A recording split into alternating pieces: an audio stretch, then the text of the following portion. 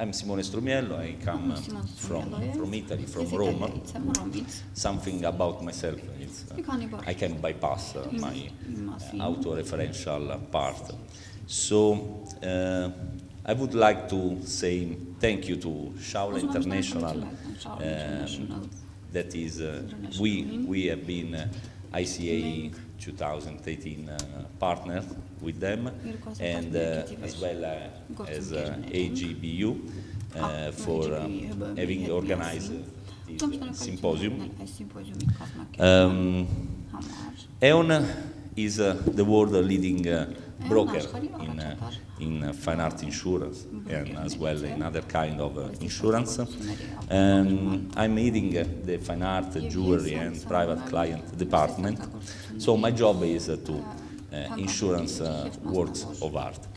I'm here in this lovely, very lovely, my first time here, country and city, to talk with you about fine art insurance.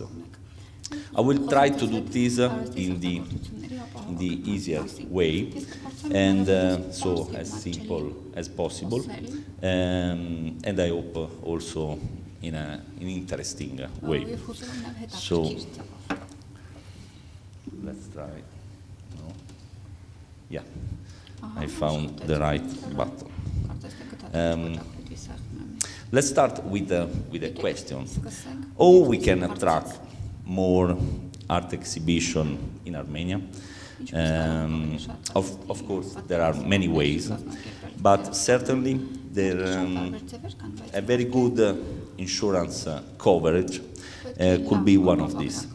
A very good insurance is a contract between two parts and one insurer or more than one insurer, able to guarantee the lender according to the international insurance standard.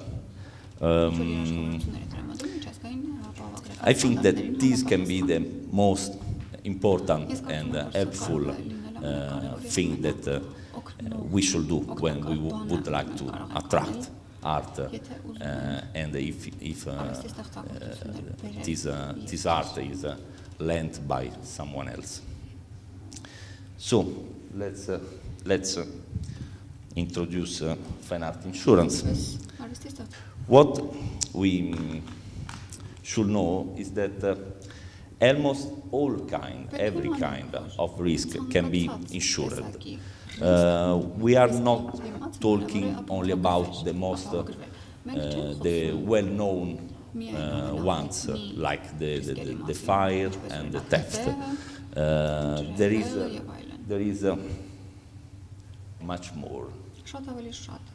As an example, for ICA, we provide a nail-to-nail coverage, which is the typical coverage for art exhibition, which means that every risk is covered from the time the work of art, the single work of art, and imagine work of art that are coming from all around the world into the same city, into the same place. Every kind of risk is covered from the time it is moved from its original location until it is returned there. Obviously, after he spent some months exhibited in your lovely location, the one that Fabio showed us as well, Anna showed us yesterday. So that's the point. Any risk any risk of physical damage can be covered, not the liability one or the one referred to some, let me say, negligence during the restoration process, but the physical damage, but every kind of them. So even if I'm Italian, that is not tomato sauce, it's rust. So, but I was not able to find a better image of rust. And these are the two main exclusion of an all risk policy. So it is very easy and transparent, the all risk coverage. It covers everything except for, and these are the two main exclusions. There are someone else, but it is very less. It is something very strange that it doesn't matter at the moment. So,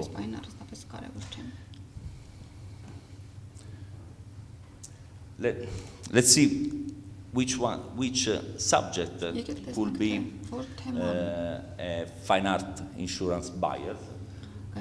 As we saw in the Alessia Zorloni presentation, the high net worth individuals, so the private collector, wealthy people, the collector, the one who have a specialized focus on the fine arts, companies and professional offices with historical archives, industrial and artwork,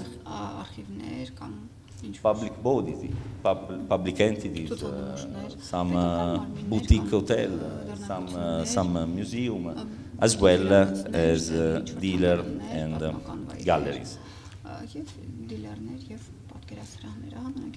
But we should see also why we should suggest to buy insurance coverage. Now, we can count the second, because then there is something interesting. It's about, I think, less than 1 minute. He did his job. Is away. Let's see another similar case. This was taken from The Guardian. This was a theft during the night. Both of them in UK galleries, I think both in London.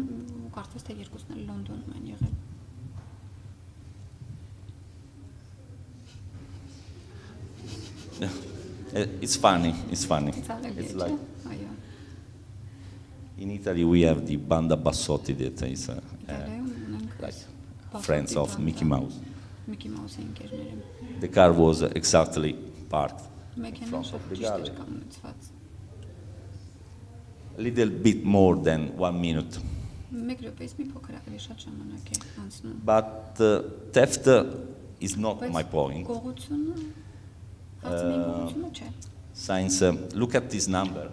There have been less than 30 fine art thefts in Europe, in the whole Europe last year. In my country, 7. And 5 of them into church that are not well, that are not safe place for to keep fine art. But we count thousands of cases of accidental damage, who are the real enemy of the fine art, of the work of art. So let's see in just 3 seconds, not 1 minute, 3 seconds, what could happen. Thank you. Yeah. 3 seconds. And this guy was able, this Taiwanese guy, during an exhibition, was able in 3 seconds to do this. That is about, if I'm not wrong, 4 centimeters. More or less. But how much would you guess how much was the economic damage of 700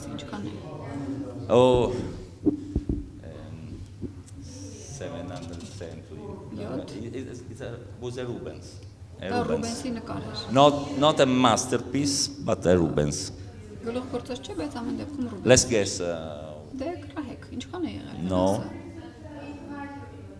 Sorry? Oh, but you are right. You are completely right. But as a broker, we have to give a value. So it was not so much, because this value depends on the restoration cost and then the depreciation of the item, since before and after he has not the same value, since there has been a restoration. But the most important point, and something that I would show you, is the price of the best coverage for that item. For that item, a coverage that can also guarantee the case, the accidental damage, that include also the Taiwanese guy that fall into the work of art. So this is the cost of a nail-to-nail insurance for a Rubens of 1.5 million valuated. Yep. Length from your house to the exhibition, and then until the moment you have got back the Rubens. So, but there is another funny case. This is an alter ego of the Taiwanese guy. You can imagine what happened. The cap is the enemy in this case. It's a shame for me, because it was dependent on a major of a small city in the south of Italy, who was celebrating something, and then he did an hole in the cap. They were looking for the cup. Where is the cup? Where is the cup? Oh, over there. Okay. I don't have details about the amount, but I think that something interesting in order to. So let's see another enemy, always part of the accidental damage. That was a selfie. That it's before we talk about millennials, and it is. We should provide some defense on. So there are two girls. The first one was able to shut the picture, but the second one tried to make a selfie, and then all the row collapsed with fragile items. Every one of them was destroyed. And in this case, you can do the restoration, but the depreciation is about the 100% of the value, since a fragile item restored as not value. You can confirm. So what? That is our job. Our job is provide a tailor-made coverage for this kind of risk, without excluding anything, because we know that everything could happen, and in a new way. So we stopped dealing with the very old household or marine or transport policy. Now the market is focused on the all risk, the English all risk policy, and for two reasons. In order to have an all risk coverage, the compensation for the depreciation up to the 100% of the value of the item which is a fundamental aspect, because the restoration cost is a small part of the refund. The depreciation is very often the big part of the claim, and to have all of our best practice on this as well advice on restoration involving some expert also after the claim. So I have finished. Yeah. I was fast.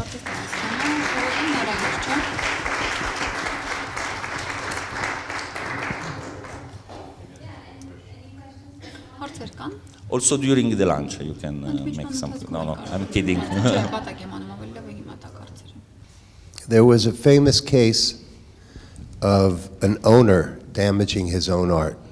It was Steve Wynn. The piece was a Picasso piece. Yeah. I got it. You know the story? Now, yeah, Sotheby's was the auction house. No, it was not in an auction. It was in his office. But I think Lloyd's was the insurance company. Mm-hmm. Did you ever hear about the result? No. I remember a case involved that involved a Picasso, but it was the day before the auction, and the auction house was or Christie's or Sotheby's. Remember, maybe 3 years ago, but not the one you talked about. No. It was the background of the case was he had it sold privately to a hedge fund person for $100 million. Wow. And he was showing it to some of his guests in Las Vegas, and he put his elbow through it. Wow. No, this case went totally out of my radar. So, but the sale went away, obviously. I will check, because it is very more interesting than the major case. Well, what happened was, right after that, Stevie Cohen backed out of the deal. Then the financial collapse in 2008, and the art market, every market got hit. He sued Lloyd's for insurance. He had it insured. And 5 years later or 6 years later, it ended up with Stevie Cohen. But what happened between him and the insurance company is the question mark. It's the so what. Generally, is always something secret because of the depreciation aspect. Because if you get the 50% of depreciation, and after 5 years you would like to propose to the market through an auction house the item, so the price is the full price or the half price, because you gain as a refund the half price of the item for depreciation that has been confirmed. So generally, when a client is a refund for the depreciation, it would prefer to take this like a secret between the broker and the insurance company. And I understand why. We cannot. Everyone can understand why. So maybe that's the point of the other questions? Huh? This discussion reminds me of the movie How to Steal a Million with Audrey Hepburn. But my question is, if you have a valuable piece of art and it is not insured and somebody does a selfie like that, who is the one who pays the price, or do you lose everything? What happens in that case? Absolutely the insurer. But are you talking about before of the, because of we... No, I mean, if you don't insure it, then you're completely, you can't claim from anyone, or is there a law that if somebody damaged it, he will be charged? If it is not insured, you have the chance to activate the liability insurance of the museum. since that the claim, looking at the claim of the Taiwanese guys,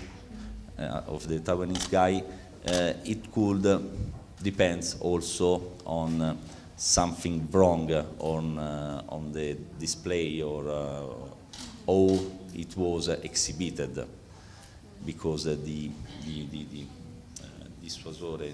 distance was too much near the work of art. So you can, if there is not an insurance, you can try with asking for money to the museum or to the liability insurer of the museum. That could be the second chance. Otherwise, only thanks to some legal, directly with the museum or with the exhibition organizer. Yeah. Question here. One more question. I'm sorry, two questions actually. Is there any jurisdictional or regional exclusions? Do you cover all over the world, or only Italy, or only Europe? Can people from United States insure their collections, or from Armenia, or from China? That's one. And the collection... And keep the collection in their country, not where the insurance is. Let's say in the US. So, yes. yeah. Let's say from Los Angeles, I'm insuring my collection through your insurance company. Is that possible? No, if you want to cover a collection, a financial collection kept in the US, you should pass through a local insurer and through a local broker as well. So we are a multinational company, so if I have some client who asks to cover some fine art in his New York house, we have to pass this need to our New York colleagues and place that risk with a US insurer. We cannot do from here. We can cover an exhibition in US from Europe or from other country, but we should call the coverage not nail-to-nail coverage, but transit coverage, with also a period of stock. But this is a tricky escamotage to find a solution. So there are some countries that decide for a strictly regulatory, like US, like Brazil, like Japan, like Russia, where you have to deal with the local insurer, and so with the local broker. Thank you. And one very quick question too. You mentioned diminution in value, also the restoration cost. For example, in the United States, most insurance companies, they give either or. They either restore your piece or give the diminution. Do you give both at the same time? No. Usually we would prefer to give restoration and depreciation up to the full value. So if your item is insured for 1 million and and we paid for 10,000 euros of restoration, you have other 9,900,000 for the depreciation. That is a maximum, because the insurer will not pay more than 1 million, because the item was insured for that amount. Yeah, you're welcome. One last question. Ready?